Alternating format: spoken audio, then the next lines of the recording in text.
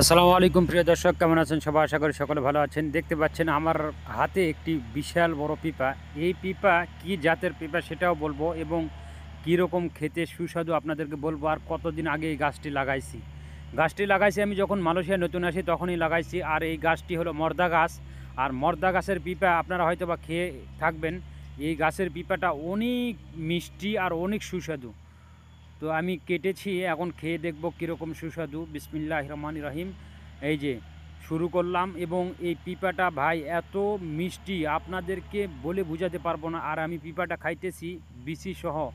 আমি বিভিন্ন বড় বড় ডাক্তারদের কাছ থেকে জিজ্ঞাসা করে শুনেছি এই পিপার বিসি খাইলে নাকি কৃমির ওষুধ খাওয়া লাগে না। তো এই জন্যই আমি বিসি সহই খাইতেছি। আপনারাও খেতে পারলে খাবেন, অনেক শরীরের জন্য উপকার। তো গাছ নিজে লাগাইছি, নিজে লাগানো সেই গাছের ফল খাওয়া